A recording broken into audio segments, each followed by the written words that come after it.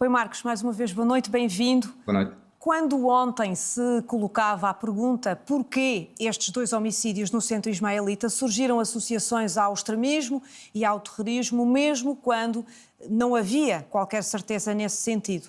Eu pergunto porquê? Boa noite. Agradeço-lhe a sua questão, porque na análise a esta questão, a este facto, precisamos de distinguir aquilo que sabemos daquilo que não sabemos. No que sabemos, sabemos que existiu um crime. Um crime hediondo, gravíssimo, 2 vidas que se perderam e 3 pessoas que estão feridas, uma delas com gravidade. Um crime de homicídio em qualquer circunstância é gravíssimo, inaceitável e num país civilizado deve seguir o caminho do exercício do Estado de Direito e da aplicação da justiça, não importa quem é o autor, não importa a sua história ou isso será ponderado no momento certo no processo penal correspondente. Sabemos que existiu um crime, mas mais do que isso sabemos que existiu uma tragédia. Uma tragédia sublinha em 3 dimensões. A tragédia das vítimas que perderam a vida, que têm nome, Mariana e Farana, que têm uma história pessoal, que tinham um compromisso de serviço no quadro da comunidade ismaelita a refugiados e a outras pessoas que necessitavam de apoio. E por isso, neste momento, é fundamental prestar homenagem a estas vítimas. Mas a maneira de lhes prestarmos homenagem é sabermos o que faziam e dar vida ao seu legado. Este legado humanista, que é muito típico de uma outra vítima deste processo, que é a própria comunidade ismaelita, que, como era dito, tem um histórico muito alargado naquilo que é a capacidade de exercer este sentido solidário. E que, sendo uma comunidade muçulmana, xiita, minoritária, é, no entanto, muito ativa e ontem sofreu um golpe muito duro. Isso também faz parte da tragédia. Mas há, evidentemente, uma outra dimensão da tragédia que já foi aqui sublinhada, que não podemos esquecer, que são estes 3 filhos, estas 3 crianças que passaram por tudo isto. E nesta dimensão da tragédia do que sabemos acontecer, precisamos de prestar homenagem às vítimas, continuando o seu legado, ser solidários com a comunidade ismaelita e cuidar destas crianças. Por outro lado, precisamos ter consciência do que não sabemos. E não sabemos o que é que leva alguém a cometer este ato. Não é ainda claro, não temos dados para perceber o que é que aconteceu. E precisamos dar tempo ao tempo para esclarecer o que é que aconteceu. O que é que se passou com este homem, que sabemos que tem uma história muito difícil, muito traumática, mas o que é que aconteceu com ele? Há dimensões aqui associadas à saúde mental, há dimensões situadas a um quadro psicótico, não sabemos. E precisamos ter a serenidade, mesmo em situação de grande tensão emocional, de dar tempo ao tempo para perceber o que é que aconteceu. Não temos ainda informação suficiente. Mas também atrevo-me a dizer que nesta mão cheia de interrogações não consigo perceber como é que alguém tenta tirar partido no plano político de um crime e de uma tragédia. Não consigo perceber. É uma interrogação que me fica a bailar. Como é que alguém, em cima desta circunstância, tenta fazer jogo político, tenta ter ganhos para a sua causa, não respeitando nem a tragédia, nem a circunstância em que estas pessoas se encontram.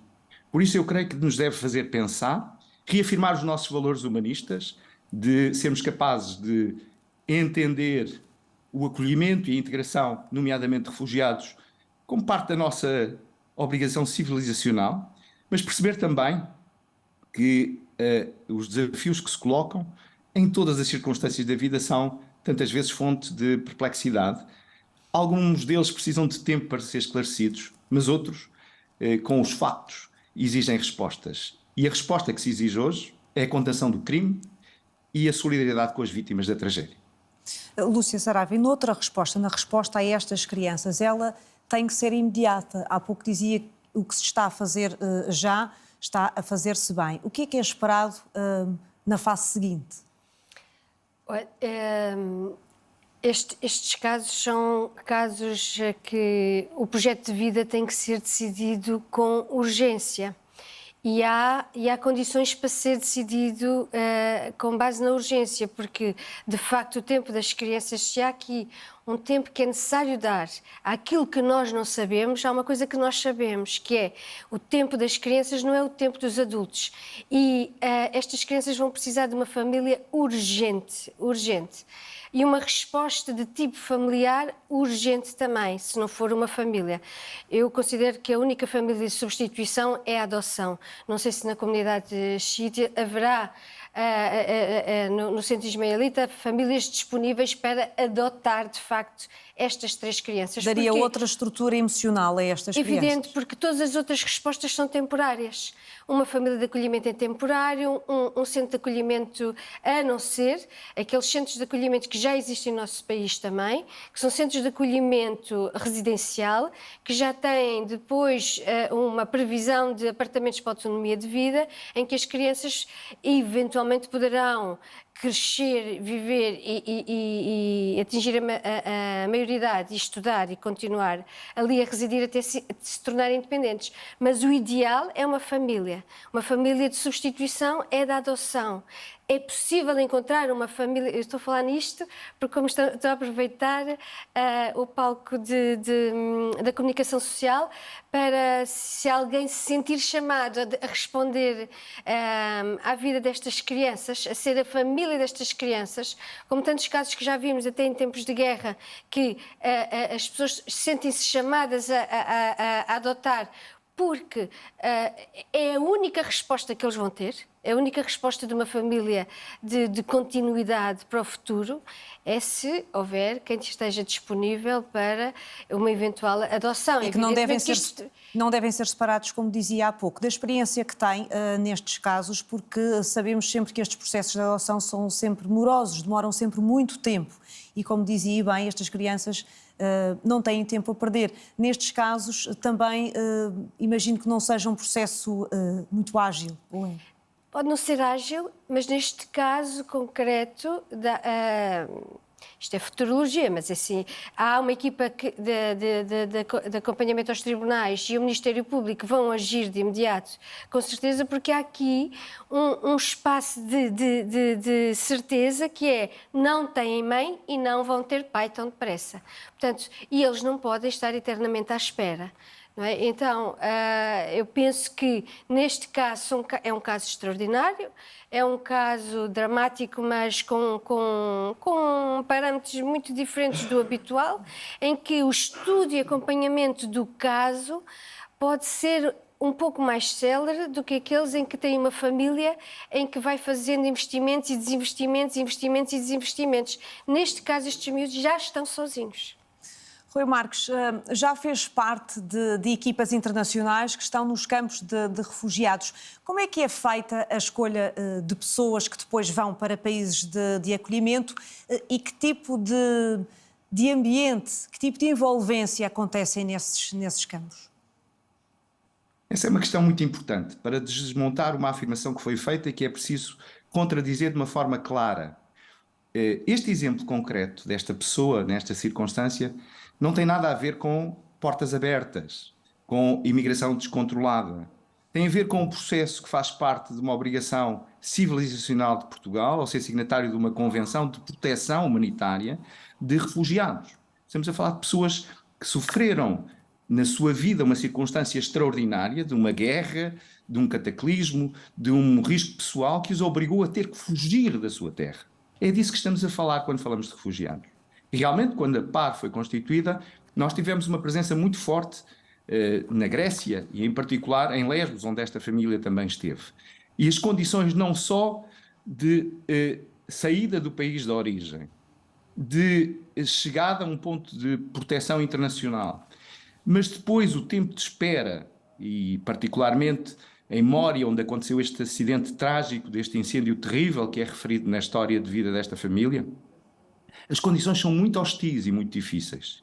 A insegurança é muito grande e a expectativa de futuro é algo pelo qual estas famílias lutam, que possam encontrar, nomeadamente, um futuro para os seus filhos. O que eu encontrei, e toda a equipa de voluntários que foi estando na Grécia, foi sempre o enorme desejo de proteção dos seus filhos, de encontrar um futuro para as suas crianças, de poder encontrar um sítio de paz, pagando por isso um preço elevadíssimo naquilo que diz respeito aos riscos que se correm, às vítimas, a serem vítimas de tráfico de pessoas, a serem explorados em imensas circunstâncias. Mas importa perceber que quando se inicia um processo de identificação para uma proteção internacional, para uma situação de atribuição do Estatuto de Proteção Internacional, é feito um escrutínio muito cuidadoso.